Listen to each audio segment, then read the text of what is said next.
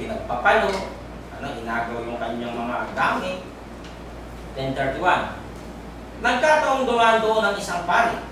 Kasi nga, daan yun talagang daan yun ng mga sasamba sa Jerusalem at mga ngalakal papunta sa Jericho, yung mga nagtitrade dyan, daan talaga yan. Nagkataong dumaan doon ang isang pari nang makita niya ang taong nakahandusay, lumihis siya at nagpatuloy sa kanyang paglalakad.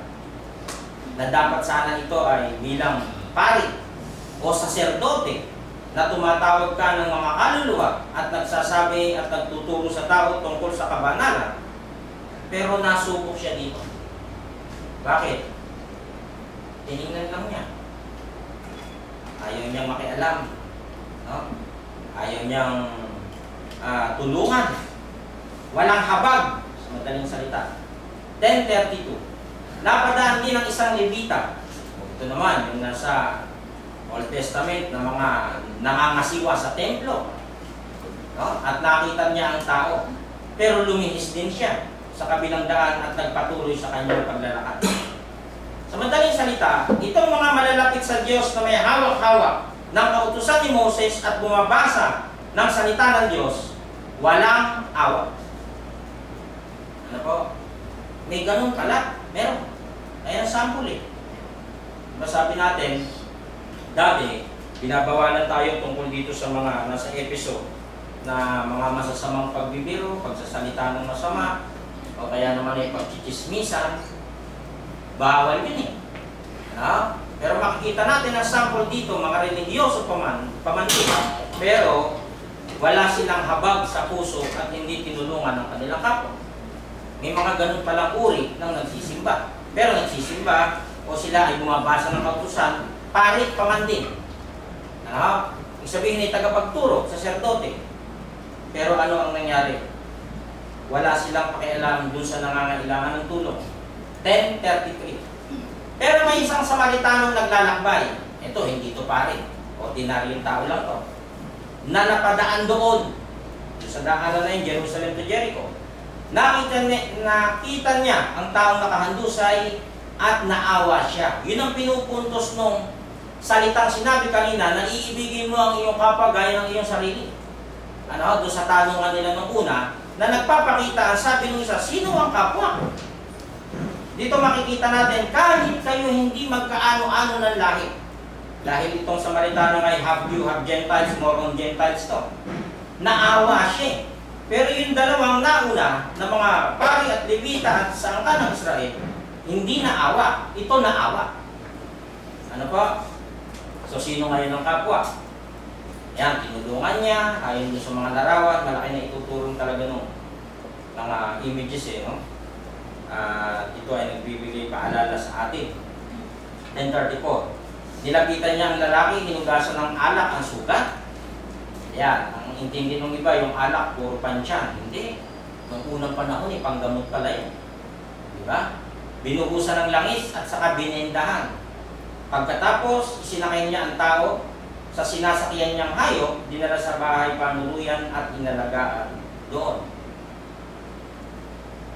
He went to him and bandaged his wounds, pouring on oil and wine. Then he put the man on his own donkey, took him to an inn, and took care of him. Siyempre, kung yan ay sinuntok yung tao, pinalo, nasugatan, hindi naman sementado dati, puro rough road yan, hindi puro alikabok, puro germs yan, kaya nilinisan. Ano? Bago dinala dun sa bahay panuluyan, ang sabi. 10:35. Kinabukasan, binigyan ng Samaritano ng pera ang may-ari ng bahay panuluyan. At sinabi, alagaan mo siya. At kung kulang pa iyan, iyan sa magagastos mo, ay babayaran kita pagbalik ko. Napakabuting tao. The next day, he took out his silver coins and gave them to the innkeeper. Look after him, he said. And when I return, I will reimburse you for any extra expense you may have. Nagtanong ngayon si Jesus sa tagapagturo ng kautusan. Tinanong siya, ang sabi niya kanina, sino ang kapwa ko? Sabi kay Jesus Christ. So nagbigay si Jesus Christ ng ilustrasyon. Merong kwento na mabuting Samaritano ika. Ang tanong ngayon, nagtanong ngayon si Jesus sa tagapagturo ng kautusan, sa palagay mo, Sino sa tatlong ito ang nagpakita na siya ang tunay na kapwa-tao ng biktima ng mga tulisan? Which of these three do you think was a neighbor to the man who fell into the hands of robbers? Yun bang priest, yung sacerdote? Yun bang Levites? O yung Samaritano? Ano pa? Sumagot siya, ang tao pong nagpakita ng awa sa kanya. Sinabi sa kanya ni Jesus, lumakad ka at ganoon din ang gawin mo. Jesus said, go and do likewise. So makikita natin, ang pinaka-main point nitong pinag-uusapan na to, yung habag at awa o pag-ibig sa kapwa ay paano? Ano? Paano yung pag-ibig sa kapwa? Doon lang ba sa kauri mo, kapwa Hudyo? Hindi. Lahat daw ng tao. Ano? At yun ay hindi niya kaano-ano sapagkat Hudyo at Samaritano hindi nag-uusap yan. Ano? Parang mga ano yan? Ano dito? Masakit? Nakagano? Oh, stiff neck. Nakagano yan. Hindi mag-uusap yan. Isa naman dito. Nakagano yan. Isa dito. Ayan, gano'n yan. Hindi magkikita yan. O kaya gagawin yung payong. Kung may payong noon. Alam ko, pag ganun ano lang, gumagawa ng nagtatakip ng payong, nagutang eh. Kaya mga inutangan niya. So, sabi ng ating Panginoong Yesus, go and do likewise. Ganun din ang gawin mo. Na ang tinutukoy ng ating Panginoong Yesus, hindi lang yan ang kapwa mo. Lahat ng tao ay maituturing na kapwa natin at naghahanap ng kasagutan sa ating pakikipag-usap. So, na-challenge yung iskriba. Ang pagkakaintindi niya kasi, ito lang yung kapwa ko eh. Mga Hudyo, mga Pariseo, SNS, iskriba, ito lang. Pero yung iba, hindi ko kapwa yan. Hindi man naman naglilingkod sa Diyos yan. Mali pala yung thinking na gano'n. Ano po? Bakit? Lahat pala yung kapwa natin. Ano ang aral ng talinghaga? Itinuturo ng kwentong ito na ang isang mabuting kapwa ay kumikilos dahil sa awa. Nakakaramdam pa ba tayo nun? Meron ba tayo nun? Ng awa? Ano? Sa ating kapwa. Ito ay mahalagang maisapraktika ng isang taong nagsisimba o kumikilala sa Diyos. Napakahalaga ng aral na ito dahil tayo ay tuturuan ito kung paano magpakababa kahit sa panahon na tayo ay galit. Ano? Kailangan nating gawin ang bagay na ito.